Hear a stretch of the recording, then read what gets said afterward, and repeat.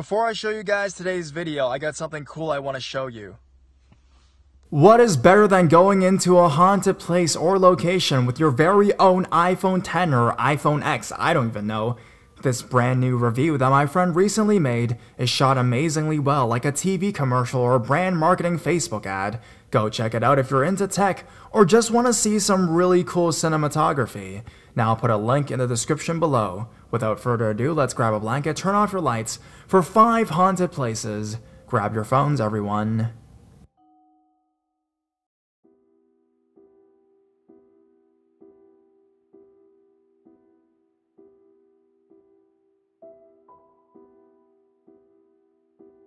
Ghostly encounters at Springfield Mental Hospital. I'm a paranormal investigator in Virginia, but prior to moving, I lived in an area of Maryland that is 45 minutes northwest of Baltimore for 15 years.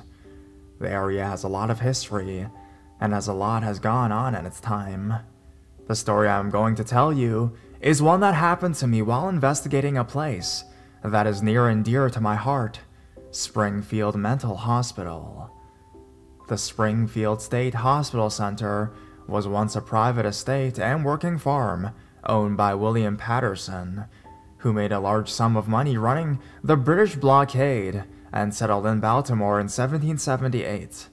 The Springfield State Hospital was established in the year 1895 in response to the urgent need for a new psychiatric hospital in the Baltimore area.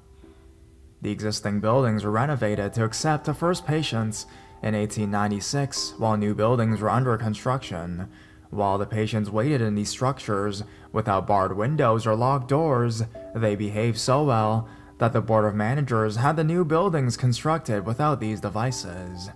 The main campus consisted of a men's group on the north side, the women's group on the south side, and the John Hubner Psychopathic Building, which provided administrative and medical services.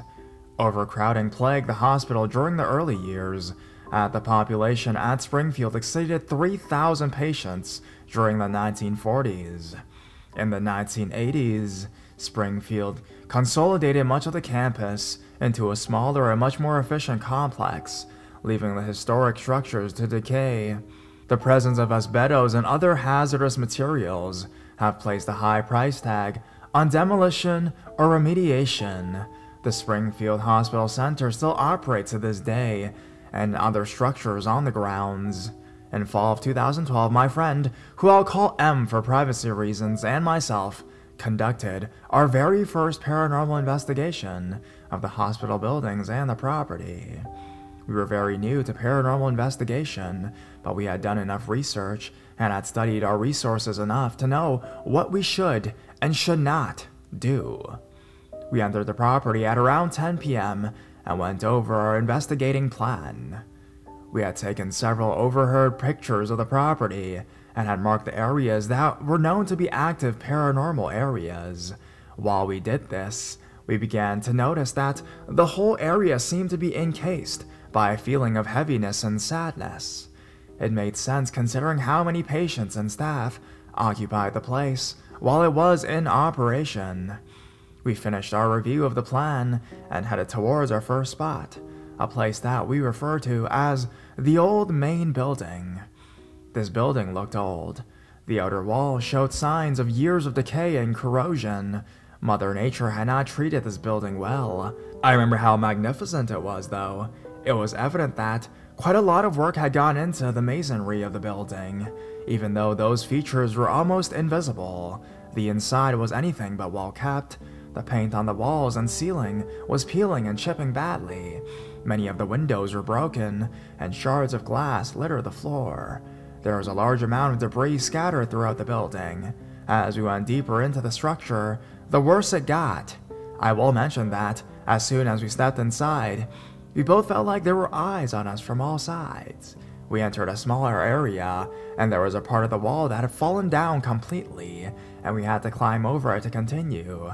As we went, M snapped photographs every few steps, as we wanted to have a good chance of capturing something. After making our way through the dilapidated building for about 10 minutes, we found a small room that was surprisingly bare. So we went in and sat down to conduct an EVP session. I began recording with my iPhone audio recorder, and we began taking turns asking various questions, such as, are there any spirits here that wish to communicate? Did you pass away in this hospital?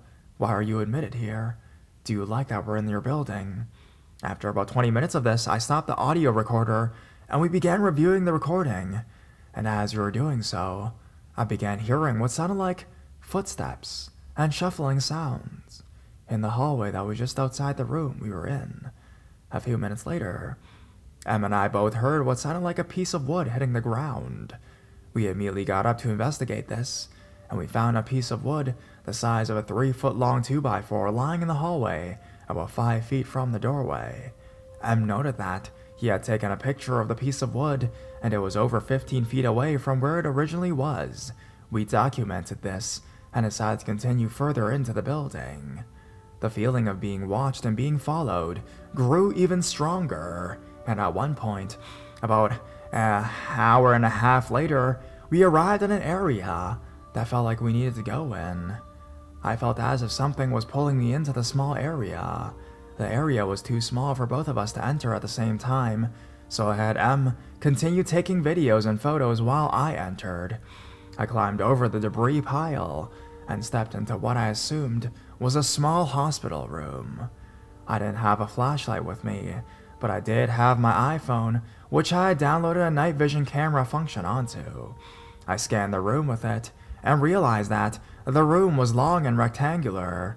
I began walking forward when I felt as if something stood in my way and blocked me. I felt a presence in the room, and I spoke aloud, asking any spirits that were there to show themselves. What happened next changed my life and caused me further my paranormal work.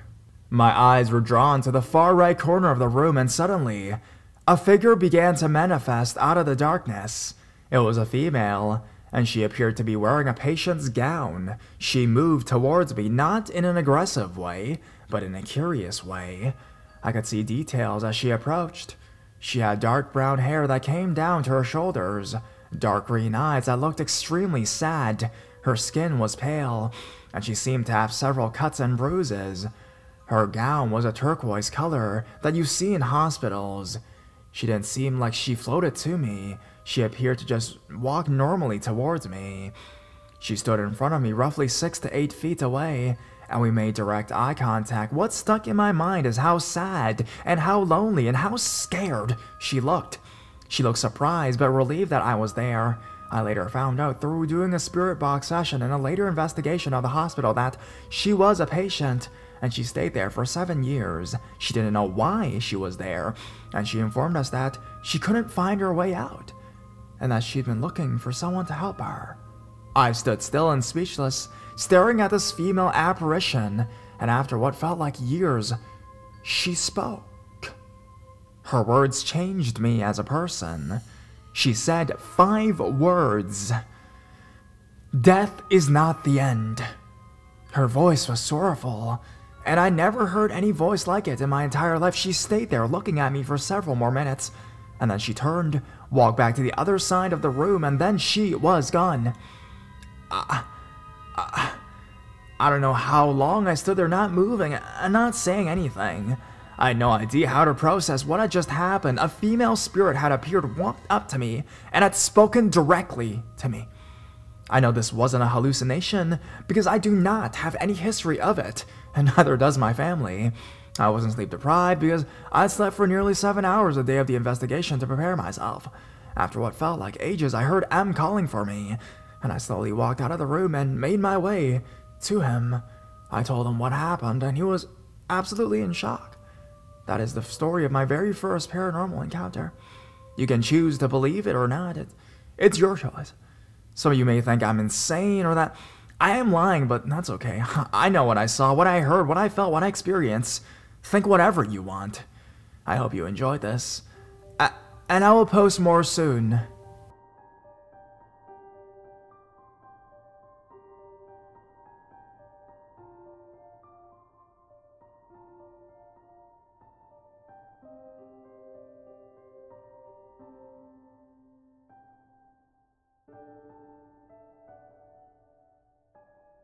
A story from the Salmon River Valley. Hi guys, I'm new here. Glad to have found you. I got lots of stories. My mother is a Christian fundamentalist. Crazy pants, basically. She's pretty much Black Lodge. Growing up around her was crazy. In 1984-ish, we moved to Idaho, the Salmon River Valley near Riggins. The valley was experiencing old times revival action, which was scary in its own right. I disassociated from a lot of what I saw in those meetings, but it caused my mother to bless the land, claiming it was for Jay, the Christ. We lived about 2 miles from the creek, where the youngest Braves killed a family. This incident started the Nez Perce War, so as you can imagine, this did not please the spirits that abide. Our land was like a post-apocalyptic landscape in the spirit realm. When you left it, you could feel the difference. And the native spirits kinda took me in hand, nurtured the spirituality that my mother is still trying to moderate in myself. Man, they saved my butt. I would walk for hours on the mountains behind my house. I found this cave once. It was just an overhang about 4 or 5 feet deep, but I regress to this moment, where a Nimipu, Nez Perce man had taken shelter in a bad storm. He was ill with the chills and walked on, but the memory of the hunched figure and dripping hair is so clear to this day. One of the things they taught me was how to gather energy from my chest, what I now know as my heart, and high heart chakras, and send it forth at a spiritual attacker. That came in handy years later when my mother was particularly unhinged by a separation from my father. When she gets into a religious mania, she calls all kinds of scary shit to herself. I was standing at the table in her dining room adjacent to the living, one large room really, with cottonwood dividing them, yes, dead trees. I glanced towards my room, thinking if I would have to return to it for something for my sewing project, and this tentacled storm cloud came out of it. God, that thing scared the shit out of me, and I was used to seeing all kinds of scary shit in that house. The bubble of terror that chokes away your airway. It was a kind of blur speeding towards me. I had nanoseconds to react. I closed my physical eyes, took aim with my inner sight, and shot everything I had at it. I reached the cottonwoods at that point, and my dart weakened, so the trees shredded it. I'm pretty sure if it had gone to me, I would not be the person I am today. I'd be cruel and unrelenting in my judgments. Black Lodge. Anyways, thanks for creating the space for me to spill those beans. Much love, friends.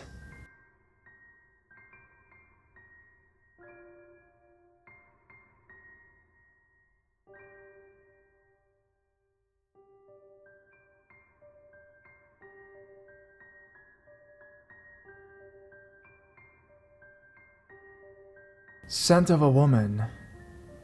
Hi guys. I don't have anything remarkable to share. Nothing like seeing a ghost in a hallway or being attacked or anything of the sort. I just have a story to throw onto the pile of curious happenings. Back when I was a kid and throughout my early teenage years, I'd stay with my grandparents for a week or two over the summer break from school. They lived in a smaller community called Mount Denson, which was sparsely populated and was situated mostly around farmland and forests. The house that my grandparents were living in at the time was right across the road from a large cemetery. The bedroom I stayed in, which belonged to my mother growing up, was on the 2nd floor and directly overlooked the cemetery across the street. The house was close to the road, and the cemetery was directly on the other side of the road, so there was virtually no distance between the house and the cemetery. It always creeped me out, and I never looked out at it after the sun would go down. Over the years, I'd have trouble getting to sleep a lot at nights. I naturally go to bed after my grandparents by roughly 2 or 3 hours, so they were always fast asleep when I myself would lay down. Many times throughout the night, when I'd be staying with them, I would hear noises in the kitchen, which was directly underneath me. The kitchen was square and had an island in the middle, where the pots and pans were mostly kept. I would often hear the sounds of pots and pans clunking together lightly, almost as if someone was trying to be very quiet while handling them. Other times, I would hear what sounded like footsteps leading from the kitchen to the living room, and then sometimes right back again. Sometimes it sounded as if the footsteps would stop right at the bottom of the stairs and just quietly linger there. When this would happen, I would suddenly get this profound sense of not being alone. It wasn't a bad feeling, as if a malicious ghost was nearby or something. I just felt like I wasn't alone in the room. Sometimes I'd roll over to take a peek around and I'd see nothing. Sometimes the bedroom door would be sitting ajar, even though I always closed it when going to bed, and I never heard or saw the door open, so it always took me by surprise to see it open. But that was the extent of what I'd actually see with my own eyes. The noises at night persisted over the years and never left. I'd often tell my grandmother about it, and she would just say that it was the house settling in the night because it was old. I didn't believe that, and I decided against explaining myself, because I just assumed that she'd think my imagination was acting up.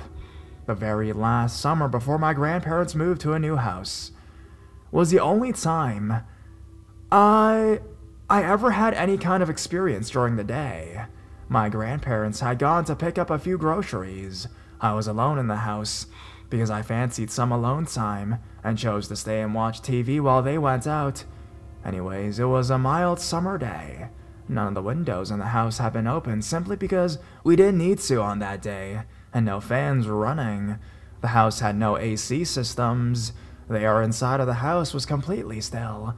I was sitting in my grandfather's recliner watching something on TV when I just suddenly felt like I wasn't alone at all. I distinctly remember shuffling around in the chair a little bit, just feeling uneasy and disturbed. The feeling intensified for what I think was probably a minute or two until, without any kind of warning, there was a sudden breeze over the back of my neck.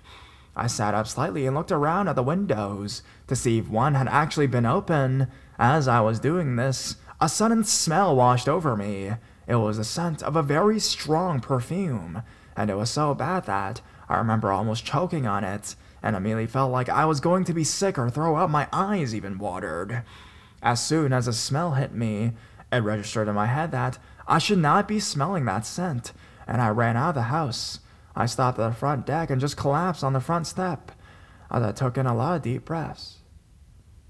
It was basically suffocating inside of the house, so fresh air felt amazing.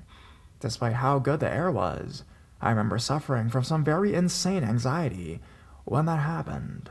After about 5 minutes, I worked up the courage to go back inside. I checked all the windows I could find and they were all closed. There was no perfume in the living room at all, no smell at all, and I proceeded to go upstairs to check on my grandmother's makeup stand. I figured that maybe something had fallen or something, though that really made no sense, since there was no way for the smell to travel from the bedroom to the living room without passing through any other room. There was no spill, no smell of perfume. I still felt uneasy. My grandparents arrived home back just a moment later. They didn't report any perfume smells after getting home, and nothing else happened. I posted this story elsewhere before, and I've had 1 or 2 people tell me that the smell could have been trapped somewhere, could have come from a vent, etc., but no. The only vent in the living room led to and from the basement. I never bothered going down there that day, because the basement always gave me the willies anyways. I maintain to this day that there was no logical way for the smell of perfume to suddenly choke me and bring tears to my eyes, especially after feeling a light breeze brush over me that, if I had to describe, would have felt like silk or something of the sort. I don't know. It's been about 15 years ago, but there you have it. Interpret it how you wish.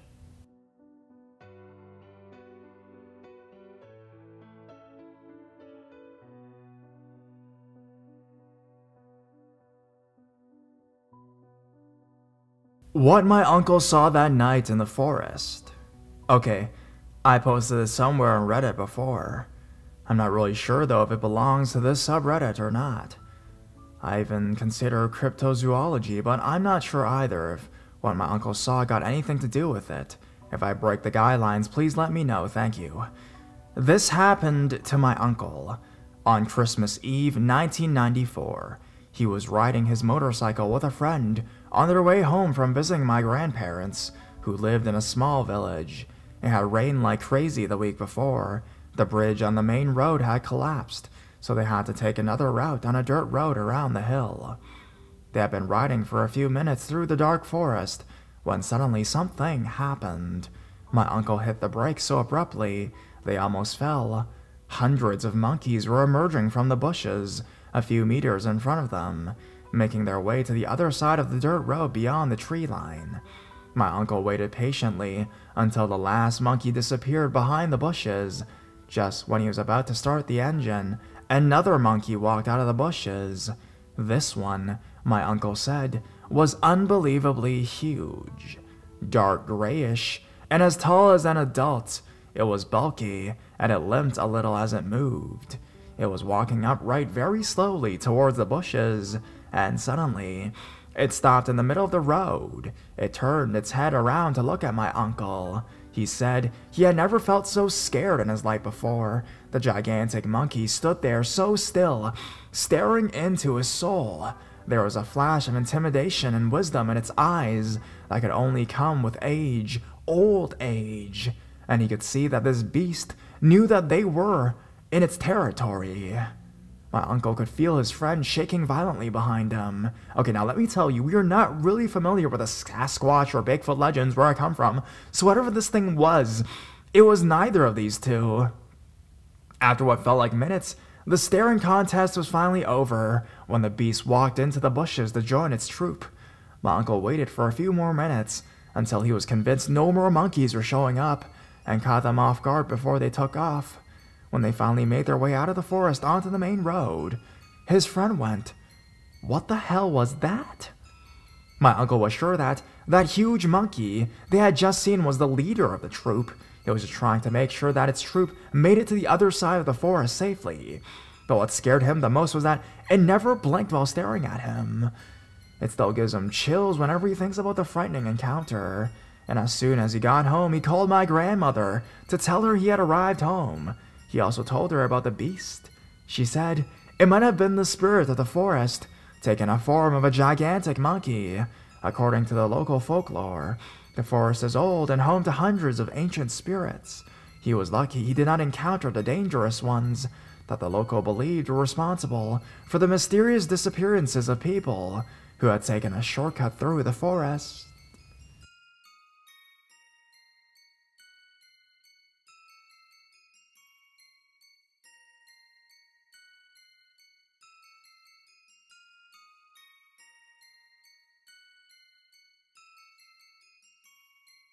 Years of paranormal experience and satanic cult in a haunted forest.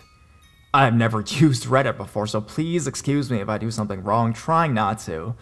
This is going to be a long-ass story of paranormal experiences I've had since forever, and a haunted forest that is involved with some cult practice, so please brace yourselves. My father is a gypsy, a real future-telling tarot cards gypsy, adjusted to live in a civilized society, and so am I. My grandmother from my mother's side was considered a witch. She'd often tell me about the witchcraft, ghosts, all sorts of paranormal stuff, and taught me about prophetic dreams, which I think I might have inherited from her. But this is a bunch of whole other stories for another time. I've been seeing orbs, shadow men, movements in the corner of my eye, hearing sounds, whispers, feeling watched. I've also had something move objects around, throw and push things, shut the door or the light, very typical poltergeist experiences. You know how you can tell them apart when being haunted or such, and I feel like I can tell the poltergeist from the other things. I'm not threatened by it, and it mostly feels playful. I usually talk to it, telling it to stop or thanking it sometimes. The shadow man is a completely different thing though. First time I saw it, I was 8 years old, coming back from school. My apartment block was not located far from the street or other housing, but you had to walk through a small field of weeds and a few trees, no more than 300 meters in length, very see-through, just a green area that's often around residential areas in Poland.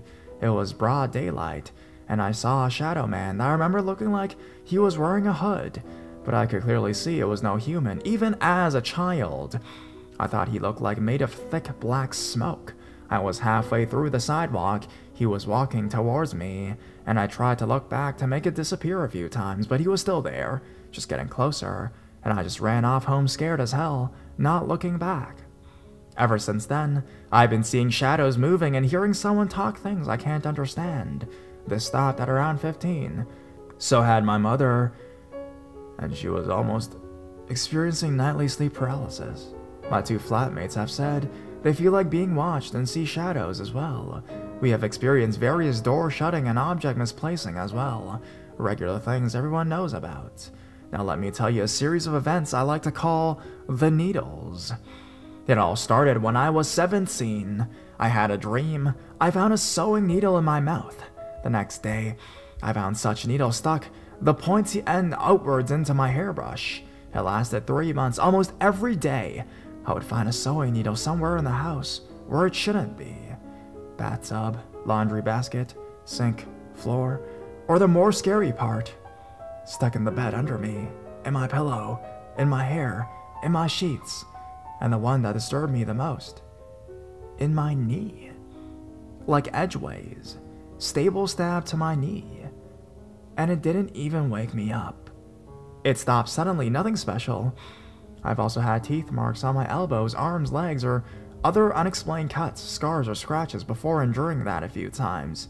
Now a few years pass, I'm 21 years old, and I got to thinking about the forest outside my town. I was discussing it with a friend, and we realized that neither of us has ever seen or heard an animal, a bug, an insect, or a bird, even a flower or a plant, other than weeds and trees in there. What everyone who lives here did see and know was very gruesome and regular animal sacrifice all around the deepest parts of it. Animal heads, skinned animals hung on a wire. Also burned animals, birds, cat, dogs, anything. 2 years ago, people also found a guy I knew that was missing, stabbed, and hung on a wire post-mortem. You might ask, why do people go there? The answer is bunkers. Dozens of them. And back in the day, like 90s, you could have found human bones in that forest, or bunkers, weapons, bullet shells, and people generally like to explore such places. About the human bones, every few years or so, they try to build a hotel, or they try to build a mall somewhere, and discover a massive graveyard or mass graves or a few skulls from varying time in history in the middle of the city. The same happened each time. They started building residential areas. My town has always been a popular spot during history and wars, if anyone is interested. Back to the forest. Ask anyone over 30 years old. They will say there have been cult practices, black mass or something in the forest. I wanted to investigate. And here are the most interesting attempts. The forest is divided into 2 parts. The first one is just outside of town and has tracks and some people around for bonfires or bicycle riding sometimes. The other part is further, bigger, and unattended. It also goes much deeper than the first. Tried to enter the first forest through the back of a graveyard Friday, 3 a.m., and we encountered a guy just standing on the edge of the forest, not moving at all, looking at us. We came to around 20 meters of him, and he still wouldn't move, so we turned back. Tried to perform a cleansing ritual with my friend in the first part as well. We wanted to make a bonfire, but nothing would burn or catch fire. I still regret not recording this, but we would stick paper to a lighter, and it would just turn black. We heard rustling, and we saw a shadow climbing a slope our way. Ran off. The latest 2 that might have led to what I am experiencing lately. We tried to investigate the second forest in the middle of the night. We came close to a bunker, and then heard the loudest sound, like dropping at the concrete ceiling, dropped to the concrete floor, this loud of a thump. We came inside, and the wicket would keep closing and opening. A stone moved across the floor like someone kicked it, and there were runes and cryptic writings drawn everywhere on the walls, some pentagrams and 666 signs, but that could be nothing. Outside, when we looked around, we could make out specific shapes made out of twigs, kind of triangle cones, big and small, even hung on the trees. When we came home, I had a red bruisey mark on my shoulder, and me and my friend had identical tooth and scratches that looked like made with a fork on our bodies, where we had our skin covered. Then I put our tarot for him in the house, and the shelves I put it caught on fire in a really weird way. The cards weren't even warm. The candle stood on an untouched surface, still burning. Ever since then, I've had like an invasion of black orbs. Every single person would see that came here. I performed a cleansing ritual on the house, and they went away, but the eerie feeling of someone being there remained. A few days ago, I wanted to show someone that forest, and we went there by car, really deep, where I haven't been before. I think it was the place where they once excavated ancient graves, and we discovered a place that had some construction that looked somewhat different from a bunker. And this time, the triangle cones were everywhere. Every step you took, there were some were really huge and made of multiple twigs per arm, and we noticed there was a huge cut down birch, and they do not grow in that forest, and one smaller cone made out of that birch. When we came closer, there was a crow impaled and burned. I experienced very heavy hallucinating there. I haven't had a single delusion since I was a kid, and I would constantly see unhumanly figures standing around in that forest that would disappear, that would not go away. That's why I took no pictures, and again, just ran off. It was merely afternoon and everything was fine, but the next day I woke up with an identical red bruising on my arm this time, and I've been seeing and hearing things in my house all the time. What convinced me to seek some insight and help in this situation is that I have been marked today. I want to upload some pictures, something that looks like painted with some brownish ink on my left thigh that I woke up with. I managed to mostly wash it off. It does not hurt or itch or burn or nothing like that. It wasn't scratched on or anything. It just looked like regular water paint. Can anyone make anything out of this? I will appreciate any help or information, as I feel like I've been marked for something and I don't know how to handle it. Thank you in advance, and I'll answer any questions if necessary.